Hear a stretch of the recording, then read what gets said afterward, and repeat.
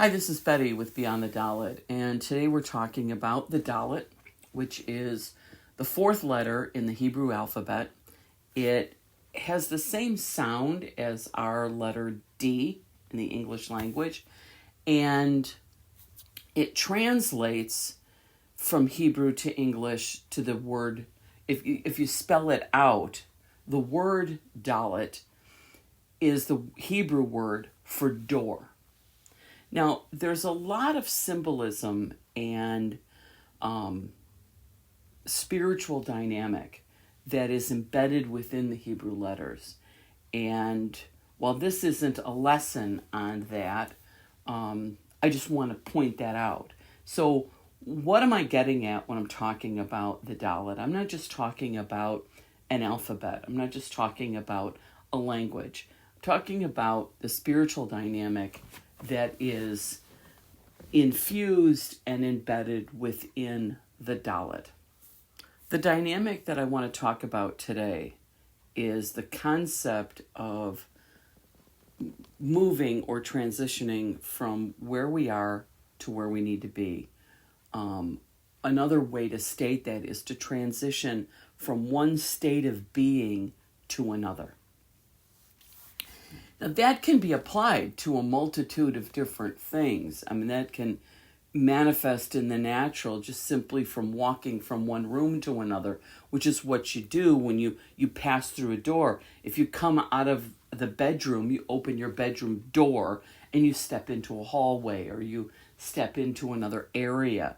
You know, when you move from outside your house to inside your house, you move through a door. Okay, you move through a Dalet. And, you know, the same is true when you open your garage door. You know, a door can also be an opportunity. You know, we say, well, you know, I met this guy and he just opened a door for me to step into a whole new career. You know, there's all sorts of doors that are put before us every single day.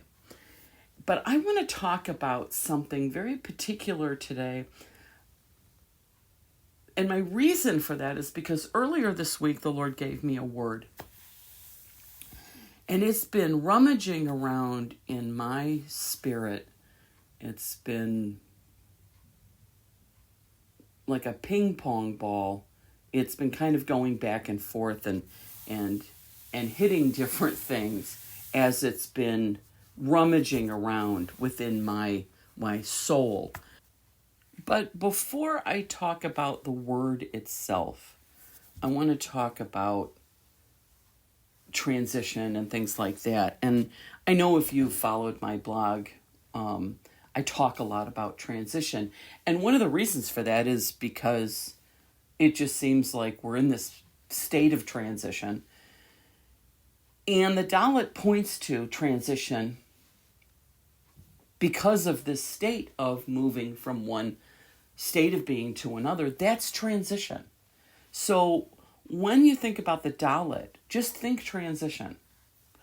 But and what do we know about transition? Well, transition affects everything in life. You know, we're always in a state of transition. Now that might sound really stinky for some people, are going, oh my God, I hate because I hate change. But here's the thing. We live in a world where things age. Age is a transition. Life is a transition. If you're in a relationship with someone, and I guarantee you are on some level, unless you're a hermit and you isolate and you live totally alone and you never have contact with the outside world, you have relationship on some level with someone. And when you interact with other people, our way of interacting is always in transition. Because that's the nature of humanity. We're growing and developing in one manner or another. We're either growing and developing in a positive way or we're growing and developing in a negative way. Because life is not necessarily just this stagnant status quo piece that we like to think that it is. So even if you're going around, you're going about your day and your days are just always the same, where you were a year ago is not where you are today. Because the nature of life is always transitioning. The whole cycle of the earth, the how the earth rotates and revolves around the sun and all of that, it's all transition. So all of that, in its grandest scale and its in most minute manner, it's transition. Healing is also transition. Recovery, it's transition. You're moving from a state of injury to a state of wellness. You are moving from a state of brokenness to wholeness. So as I share what's on my heart today, I want to just kind of point something out about me. And that is that I typically am speaking from a prophetic standpoint, in that I'm not just sharing something academically. So this isn't a teaching on the Dalet. It's more of a prophetic picture, maybe. That's the only way I can come up with, the only language I can think of at the moment. Okay, so having said that, the word I got earlier this week said, Betty, you're going to be stepping into something that is form-fitted to you. It's going to be the most perfect situation you could possibly step into. But there's going to be a time of preparation that's going to be very much like breaking in a new pair of Birkenstocks. And that really hit me. Because I recently bought a pair of Birkenstocks, and so, which is probably why the Lord used the analogy. So I want to give you the physical picture, and then I'll get into what the Lord is really saying through this. Because as I've been pondering on this all week, it's been kind of rummaging around in my soul. The Lord has been saying to me that this word isn't just for me. Which I thought it was at the beginning of this week, but it isn't.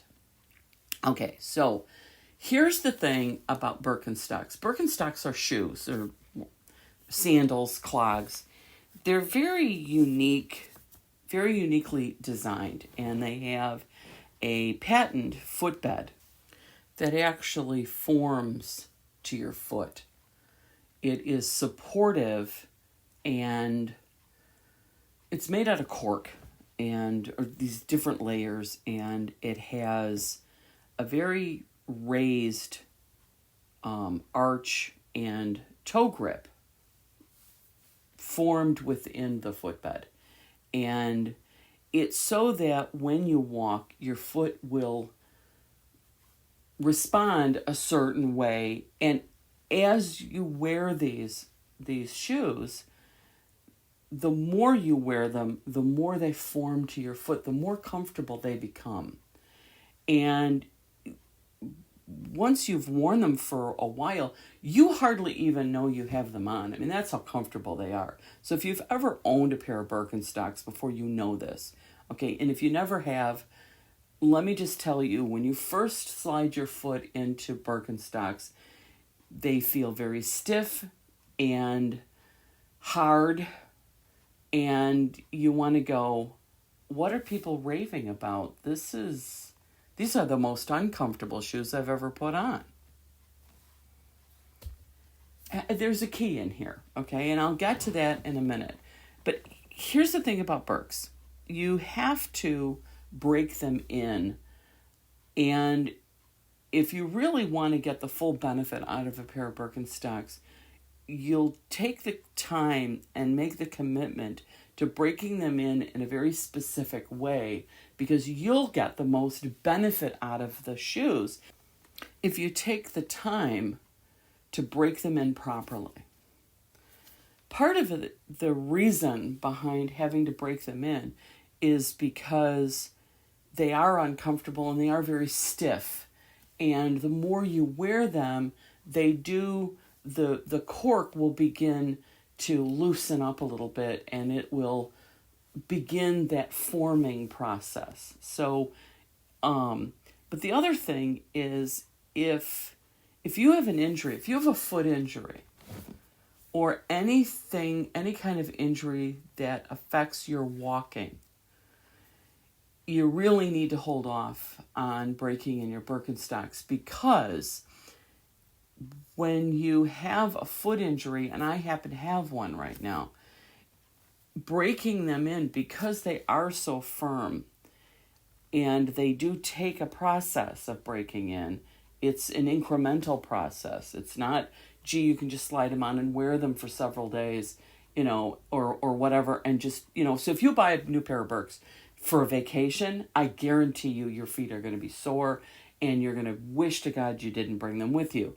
But if you take the time to break them in first, you're going to be really glad you did that long before you went on your trip. So, okay, having said all that, I know I've probably gotten off subject here a little bit, but I have a foot injury right now, and I also have a new pair of Birks. And with Birkenstocks, the break-in process is incremental. So what is suggested when you're breaking in the shoes when they're new is that you wear them for like a half an hour. Slide them on, walk around the house for half an hour, and then take them off. Okay? Don't try to wear them the whole day, because your feet will be sore. It will not work well. Okay? They really do better if you break them in slowly. So if you wear them for about a half an hour or so, and then you work up to wearing them for about an hour. So if you do that for a couple of days, but you have to really commit to it up front. So the quickest way to break them in is to take about a 2 or 3 week period and do this incremental process. So you wear them for like a half an hour for the first couple of days, then you switch it up and you increase that time to about an hour. You wear them for about an hour around the house, again, a couple days, and then you increase it again. And you just keep increasing the time, slowly increasing the time until you're wearing them for like half a day. By the time you get to that point, your Birks are pretty much broken in. And you'll be able to wear them, and they'll be comfortable. They'll be broken in enough that you could take them on a vacation, and your feet aren't going to be killing you by the end of the day. But if you have an injury, a foot injury, you need to hold off on breaking in your Birks, because of the way that they're designed, they're very challenging to the foot, and they stretch the foot muscles. They stretch the muscles in and around your foot. So they're going to help you if your feet and your legs are already in a healthy state. They're going to really help you. Okay, they're very beneficial to wear. However, if you have an injury, especially like an injury like mine, I pulled a tendon in my foot, so the Achilles on my right foot is injured, and it's extremely sore. I have to ice it and do all sorts of things with it to try to help facilitate healing my foot. One of the things I cannot do right now is step into those Birks and try to break them in. Because they're new, they're very stiff and they're very hard, but they're also very challenging to the feet because they're designed to stretch those muscles and to keep those muscles moving. Well, when you have an injury to your Achilles, you have to not stretch that muscle. Now, when you do, you have to be very purposeful with it and very careful with it. So I have to hold off on breaking in the Birkenstocks until the injury is no longer there, until I'm healed. Okay, so having said all that, let me go back to the word the Lord gave me and the whole concept about this Dalet thing. again, transition. What I realized was that I am in a place of transition right now. And the transition that I'm in is the Lord has been taking me through a time of healing, inner healing, that is really necessary before I can really go forward in a new way in my life. And I've found over the years that this is kind of a pattern. I'll be, the Lord will take me into something new, and I'll live in that new place, and I will, do all and live all the things I'm supposed to be doing and all of that. And then before I, let's say, upgrade or go to the next level or transcend to another state of being, the Lord will go start digging. Holy Spirit will begin to just rummage around in my soul and begin to highlight places that I need to look at and need to get healed of something, or something I need to deal with, a mindset or, a behavior or something that I need to address. And back in October of 2020, the Lord began to speak to me. So around Rosh Hashanah, so when we got into 57, the Hebrew year 5781, the Lord began to just kind of go after some of the areas in my life that I honestly didn't realize how stressed and how taxed I was. And the Lord had said to me, Betty, I've put you where I've put you so that you can go through some healing. Because I have some healing I want to do in your life before I move you on to the next assignment, before I move you on to the next thing in your life. And I'm like, oh, okay, I didn't know what that meant, but all right. And he said, I want to take you through a time of recovery. He said, so that's the work I'm going to be doing over the next several months. And that kind of threw me a little bit. I'll be honest with you. It was, it was not my happy place. At the same time, it was glorious and it was wonderful, but this process began, and I was, I typically will just step up to the plate and I'll embrace it. It's like, okay, when I'm faced with something difficult or challenging, I might wrestle with it up front, and I will wrestle with it until I come to a place, not where I resign to it, but until I will wrestle with something until I find the place in me that will be able to see the benefit and the and to see how I can prosper in the midst of it, because I want to live like it said, and I forget exactly if it's 1 John or 3 John or whatever that is, where he says, may you be,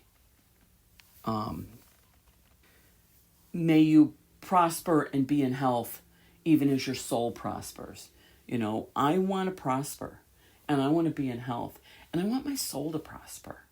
And I do a lot of internal examination. I mean, I will lay myself bare and just let Holy Spirit just go after whatever is in there. When I know there's something that's tripping me up, or an area in my life where I know I either get angry too easily, or I can hear it even in my own voice when I have a disproportionate response. So, a year ago, my dad died, and I've had a lot of emotion attached to that, as you will when you lose someone close to you. And I've had a lot that I've been working through within my soul, my emotions and my thoughts, and my life was affected by my dad. And for good or for bad, it was. And I've been walking through a lot of inner stuff, re-examining things that I've examined before. I've looked at this stuff many times over the years. Because when I got into recovery, which I did in 1989, I started going to Al-Anon, and from there I got involved with CODA, which is Codependence Anonymous. I also got connected with adult children of alcoholics, and so ACA, and any acronym you can come up with, I was there.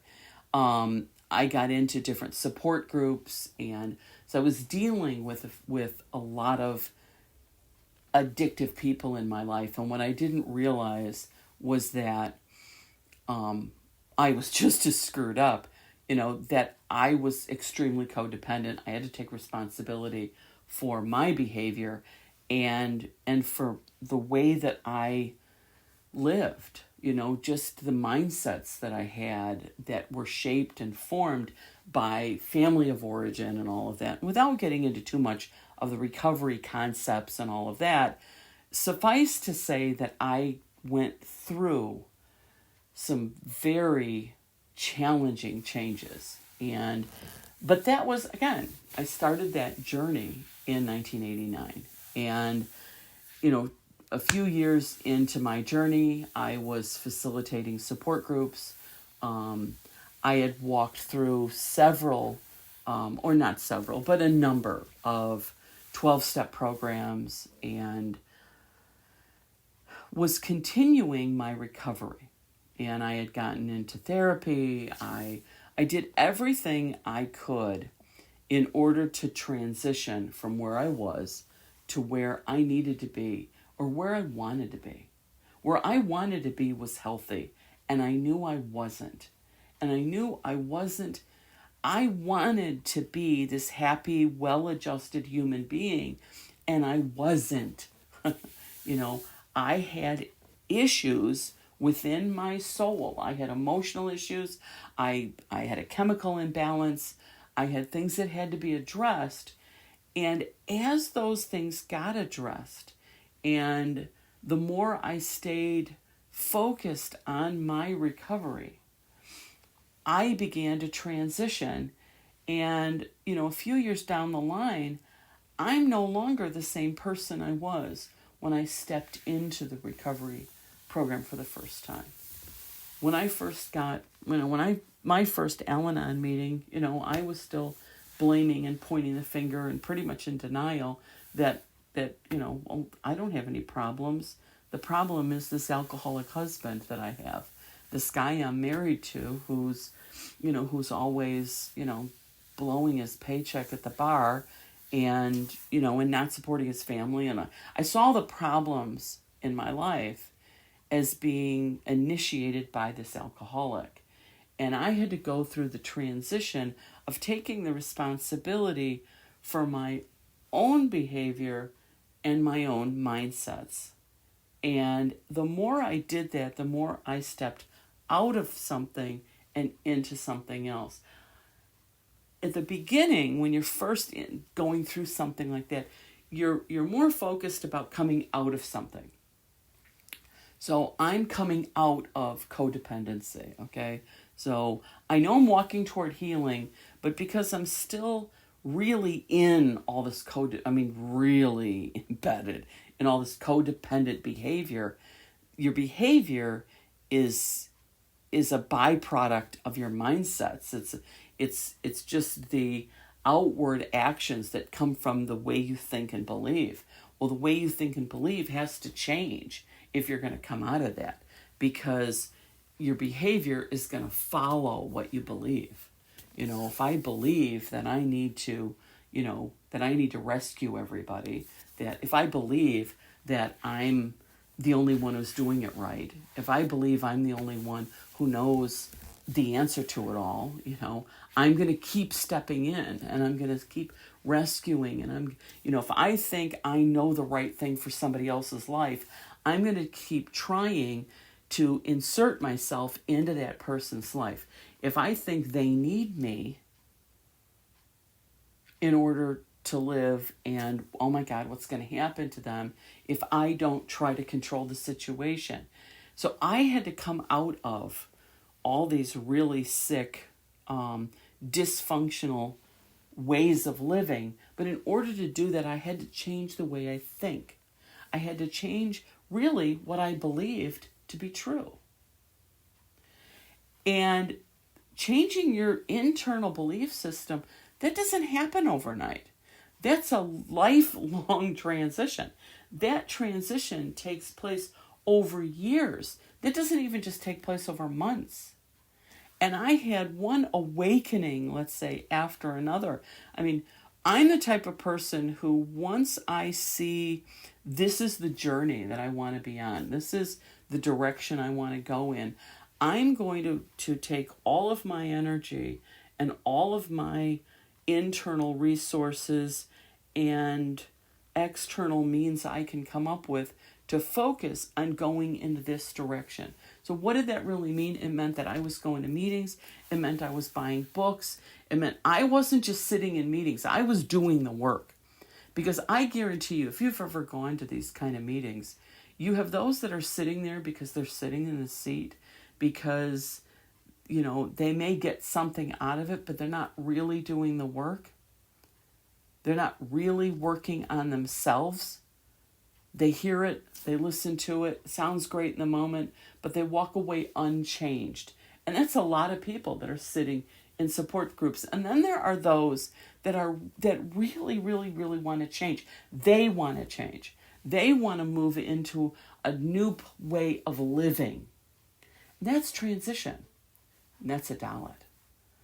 When I stepped into my first recovery group, I walked through a door. Literally and figuratively, I stepped through a Dalet. And sometimes that Dalet is just simply an opportunity to do something differently. Sometimes that Dalet is the little tiny step that you take. Because if you think about it, when you pass through a door, it's just one step. You may be walking through the room to get to the door, but once you actually get to the door, stepping over that threshold, it only takes one step. And if you can take one step, you are making a transition from one state of being to another. It's not that hard. It's just incremental.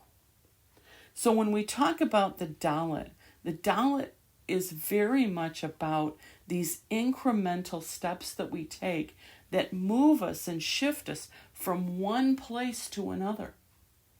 You know, you could say that school, just education, rather, is a Dalet, because you're taking one step at a time toward learning something new. So reading a book, it's a Dalet.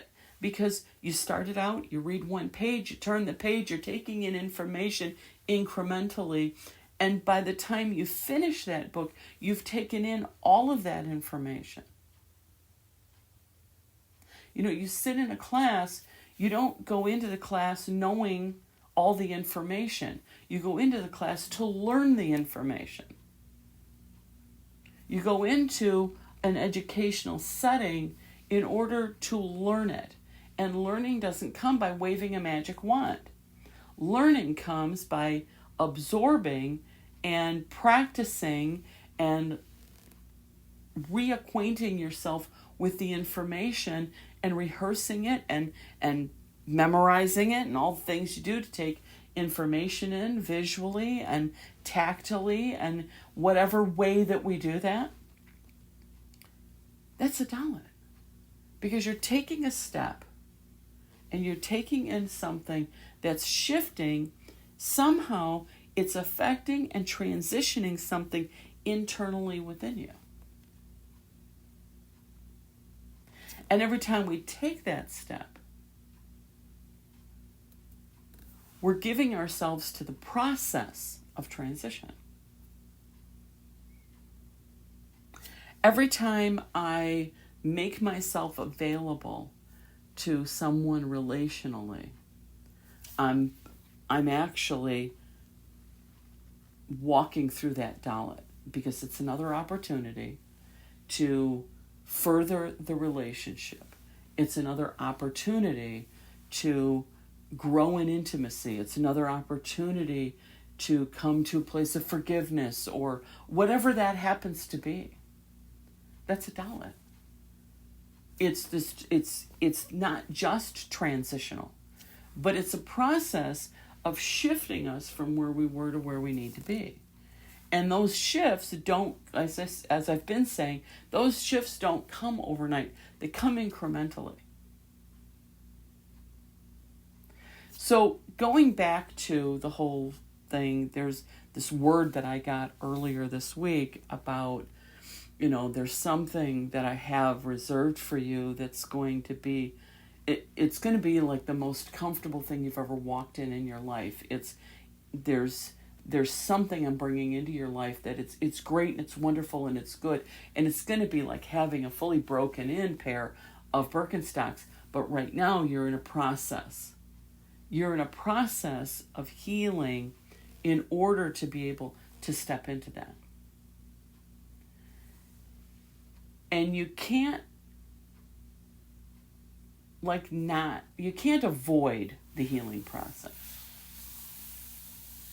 Well, you can avoid it if you want to. But if you want to step into what God has for you, you'll embrace the healing process. And right now, I keep hearing this. I'm like, every single day, the Lord just keeps reiterating and rewording the word over and over to me, and just saying, this is the word that's for my people right now, is I'm taking you through a time of healing. This is inner healing, so that you can step into those words and visions that I've given you, the promises that I've given you, the life that I've promised you. It's right there. You already have it. It's in the box. It's already there and it's already available. I've already predestined you for this. But in order for you to step into it, in order for you to be able to even begin to break into that piece, you're going to have to go through this healing preparation first. Now, I don't know what that means for anybody else. I only know what that means for me. And what it means for me right now is allowing myself to just open my heart and open my mind and be willing again to cross the threshold, to take that one step. So in practical terms, if I bring that down into a life scenario for me right now, what's my situation? Well, I told you I injured my foot. So, in that respect, what I have to do is I have to walk a little bit differently. I have to be very mindful of every step that I take in order to not continue to re-injure the foot. Because the more I stress that particular tendon, the longer it's going to take to heal it. So I have to walk very purposely, and I have to be very cautious, not just with every step that I take, but all the other actions that I do that will affect that foot. Relationally, what does that look like? Well, right now, I'm living with my 95-year-old stepmother. As I've mentioned before, my dad passed a year ago, and I'm from Illinois. I've lived in Illinois most of my life, and my folks, my dad and my stepmother, moved to Virginia 20 years ago. They were retired for several years and finally decided they wanted to move to Virginia, and they sold their house in Illinois. And my dad's from West Virginia, and he had a brother living here in Virginia, and he he just wanted to retire here, so they moved here. And, myself and my siblings, we all still remained in Illinois. And, like I said, in last year, I get a phone call saying that my dad was in the hospital, and it turns out my stepmother needed somebody to come and stay with her for a few weeks, because it looked like Dad was going to be there for a little while. So, I prayed about it. I really felt like the Lord was telling me, I need to be the one to go, because my other siblings were still working, where I'm not. I can do what I do from anywhere. So pack up my stuff and I'll go down there. This was at the front end of COVID, and it was one step, okay? It literally was one step. I made a decision, I acted on that decision, and I took the step. I passed through the Dalet and ended up in Virginia. Kind of like stepping through the wardrobe and ending up in Narnia, but there you go, in this world that I was totally unfamiliar with. So I'm here, and I'm still here a year later. A month after I got here, my dad passed, and my stepmom was left alone. And I knew, the Lord was just really, really showing me that he wanted me to stay here with her, and that was not an easy thing to do. Family dynamics and all that, which I won't get into the specifics, but at 60 some years old, it's not easy to go home and live with your parents. Okay, so just saying, not exactly on my list of things to do. Nevertheless, here I am. And as I love my folks, but they're not easy people to live with. And it was a challenge. But then I'm left with this 95-year-old widow who has been with my dad for the last 50 years. She's used to having a husband. She's used to having someone who was physically capable of doing things for her. And she didn't know how to do a lot of things. And she would have been lost. And she's not one of those people who would have thrived in a assisted living or nursing home environment. In fact, she wouldn't necessarily be nursing home material because she's capable of living on her own. She would have had to have gone into assisted living had I not come down here to stay with her. But she would not have fared well. She's an extreme introvert and always has been. So she doesn't do well with others. She does much better on her own. And she's been in this house for 20 years. And as I said, I've been really praying for her and about the situation. And, can I just tell you, I didn't want to make this shift. I didn't do this because I thought it was the right thing to do. I did it because the Lord was leading me to do it. And I would have done it. Regardless, I would have stepped up to the plate. I would have done it. But I probably would have done it begrudgingly. And I'm just being honest with you. I'm just laying it bare. I don't know what my real response would have been. All I know is when the Lord, started dealing with my heart and showing me that I had to stay here with her, I didn't want to do that. I wanted to go back to my life. I wanted to go back to the life I was living. And the Lord really just wrestled me down and just opened my heart, really. Because when the Lord wrestles you down, he does it with love. He comes in with all of who he is, which is goodness and love and compassion and kindness and gentleness and forgiveness and all of those things. And he moves by his Spirit in this very loving and gentle way. And all he did was crack my heart and and opened it in such a way that I was willing, more than willing, I was embracing staying here. And I can tell you this, over the course of this past year, it has been the best thing I ever did. Because you don't realize what God has for you until you step into the thing.